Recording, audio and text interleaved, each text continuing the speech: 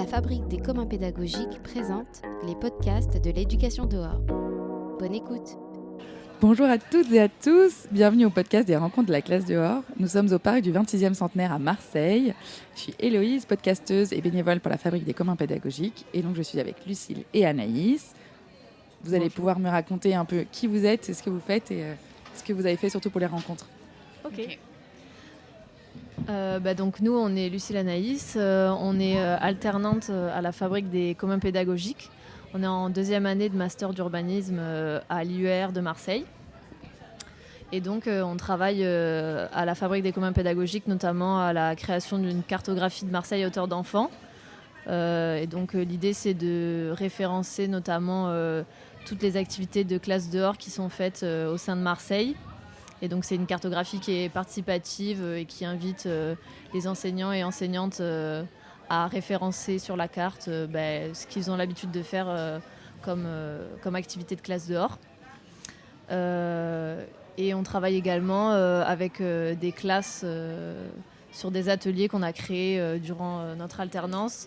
On a pu travailler avec plusieurs écoles. On a travaillé avec l'école Capest et donc une classe de CM2 dans cette école-là. Et ensuite, on a travaillé aussi avec l'école Arang-Bachas, avec qui on a travaillé avec deux professeurs de CM2 et une de CE1. Et donc voilà, nos ateliers, ils étaient créés autour de balades urbaines. On amenait les élèves dans leur quartier autour de l'école pour choisir des lieux où, selon eux, c'est possible de faire classe dehors. Et alors, est-ce que c'est possible de faire classe dehors à Marseille ? Et alors, c'est un peu compliqué de faire classe dehors à Marseille, notamment cette expérience avec les élèves, elle a pu nous enseigner quelque chose à nous aussi, c'est que c'est deux écoles qui sont vraiment différentes. Il y en a une qui est dans le 10e arrondissement et l'autre qui est dans le 15e arrondissement. Donc le 15e qui est très... où l'espace public est un peu délaissé finalement. Et donc c'était compliqué déjà pour nous d'amener les enfants dans des espaces... parce qu'en fait, c'est des espaces où ils vont souvent, mais où il y a énormément de problématiques, notamment de bruit, de manque de mobilier urbain. Et donc, voilà, c'est des contextes qui sont très différents. Et donc, cette cartographie aussi, elle montre un petit peu les endroits de Marseille qui sont assez inégaux en termes d'espace public et donc de possibilités de faire classe dehors. Voilà. Et la finalité un peu de cette cartographie, c'est quoi ? Alors la finalité, nous, il n'y aura pas vraiment de finalité. On espère qu'elle soit elle est participative, donc elle est alimentée. On espère qu'elle le sera de plus en plus. Et donc le but, c'est qu'elle donne des idées à des professeurs qui n'oseraient peut-être pas se lancer dans la classe dehors ou qui ne savent pas où sortir à côté de leurs écoles. Donc des idées de lieux et d'activités à faire avec les enfants. Et que ensuite ceux qui s'y lancent puissent à leur tour témoigner de ce qu'ils font avec les élèves et ce qui a marché, ce qui n'a pas marché aussi notamment. Et est-ce qu'il y a une remontée auprès des élus locaux de la ville de Marseille pour justement rééquilibrer un peu les territoires en termes de mobilier urbain et d'accès à la nature ou c'est pas forcément la volonté ? On aimerait bien que cette carte elle soit donnée à la ville et qu'elle puisse s'en charger et prendre le relais en fait sur le travail qu'on a commencé. Et il était aussi peut-être question d'impliquer aussi la Ligue de l'enseignement, de pouvoir lui transmettre aussi la carte et de voir si elle peut diffuser ça avec ses différents partenaires. Mais oui, l'idée ce serait de parler de notre travail aux élus pour sensibiliser à ces questions-là, quoi. Et là, aujourd'hui, la carte, est-ce qu'elle a déjà été utilisée par des enseignants-enseignantes ? Quels sont les retours un peu là-dessus ? Pour l'instant, elle est majoritairement remplie par nous. Il y a encore un système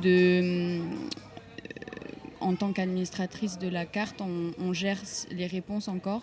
Le but, c'est qu'ensuite, quand on partira de la fabrique des communs pédagogiques, il y a un système de vote qui se met en place où les participants votent si un lieu qui vient d'être entré sur la carte est pertinent ou pas.